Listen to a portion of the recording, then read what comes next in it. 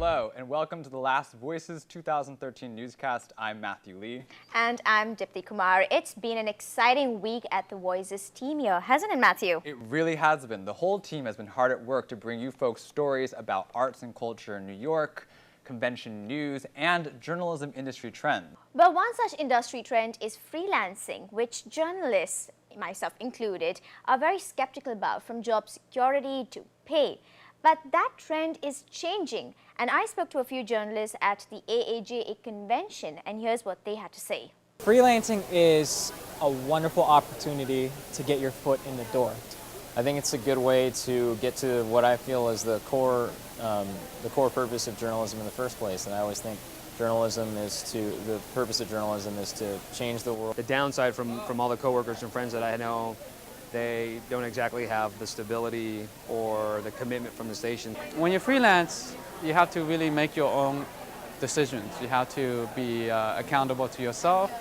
You have to build your own reputation, and you have to do really good projects. I think stations now obviously ask people to do more without giving as much as they should. Whereas in full time, you just continue to build one single product, work in the same company. And sometimes you get stuck. Sometimes you get stuck doing the same thing that the company wants you to do.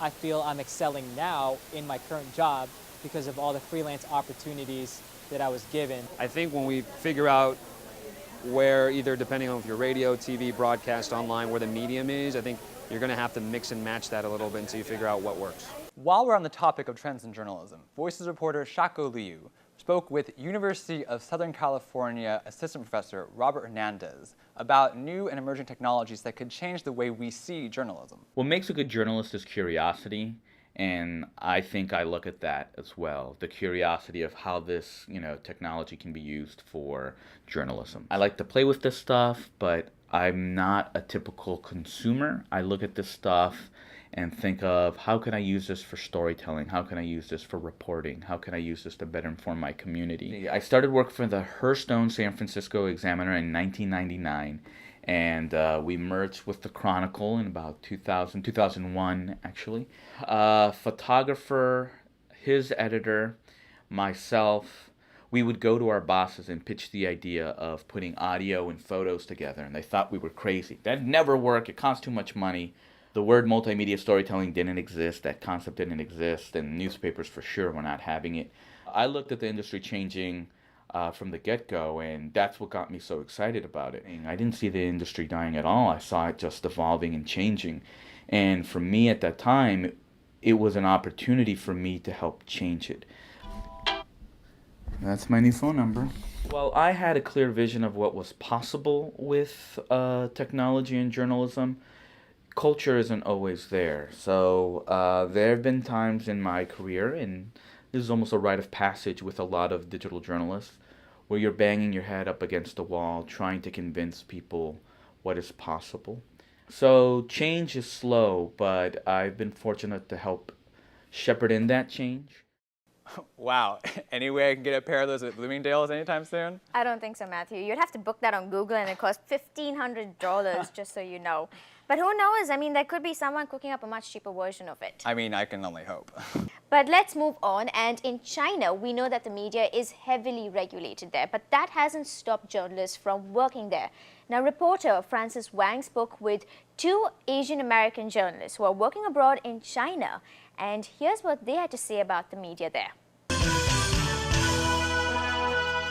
The changing media landscape in China is creating a new environment for journalists pursuing a career overseas, as the number of foreign reporters continue to increase. There's the mainland people, then the local reporters that are from Hong Kong, and then you have a lot of expats. So you feel much more, connected to what other people are thinking from other countries, from other walks of life. Asian American journalists may find themselves getting a leg up, since Chinese viewers identify more with on-air talent who look native, even if these reporters don't speak the local language. Speaking fluent English, having the culture here, but also looking Asian, they see that as something that's attractive to take Asian Americans as, talent. But other journalists say language skills are still important.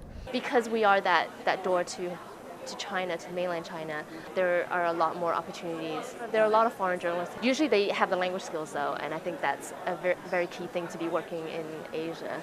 Both Tran and Inocencio agree social media will be another key factor behind the changing industry overseas. Because social media changes so fast, I think the news gathering also changes, and the news reporting, the presentation of it changes. What I'm seeing now is a lot of citizens, and they get some information somehow, and they just put it out there on social media, and that gets out there. Similar changes happening there that are happening here. For example, going digital, going online. But I think it's at a slower pace. But then again, 5 or 10 years is a fair ways away. Things could change pretty quickly. Frances Wang, AAJAVoices. Matthew, isn't it amazing how media in China is definitely evolving? It really is, Dipti. It truly is. And now for a story about 2 words that every student dreads to hear. Unpaid internships.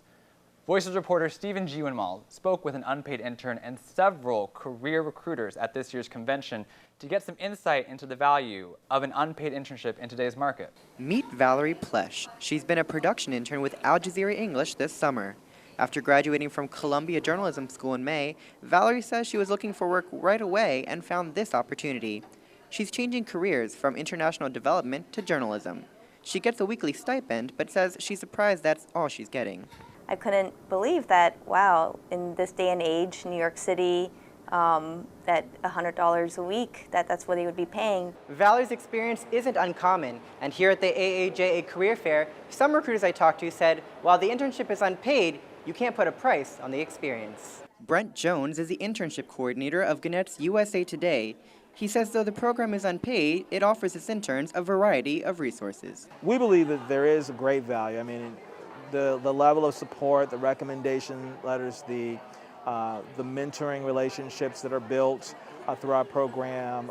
Back at Al Jazeera English, Valerie says she is grateful for her experience and says it's been worthwhile. If you think that's going to help you, push you towards a full-time position, I would say just do it because it's not forever and you can get some really great skills and experience.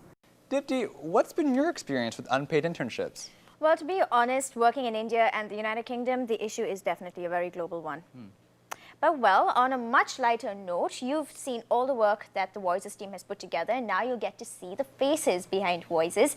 Reporter Shako Leo has compiled a one-of-a-kind video that has all of us in a very new avatar. Ben Bardenstein. I follow a vegan diet. Brandon Sugiyama, and I was the former U.S. National Tai Chi champion. Brian Chu. I do anything for chocolate. I'm Cortland Thomas, and people say I look like Barack Obama. I'm Christina Macalenda, and until college, I thought it was normal to eat cake for breakfast. David Kim. I actually rode a unicycle in a bicycle marathon race. I'm Dipti Kumar. I served myself a scoop of ice cream, but when I poured it, I realized it was actually soy sauce. Frances Wang. I'm obsessed with anything and everything Disney. I'm Matt Lee, and I used to be terribly lactose intolerant, but then was miraculously cured. I'm Mega Sugianto, aka Megatron. I am a Decepticon. I'm Shaw Fan, and I just had my first cup of coffee. Peter Pringaman. My kids, ages 2 and 3, love sunglasses. So thanks to Fox, I'm gonna bring them back a pair. I'm Ruth Liao. I'm really into Zumba. My name is Shako Liu. I'll do everything that my parents tell me not to. Tertius Buffete. My full name is Tertius Tarcisius Serrano Buffete.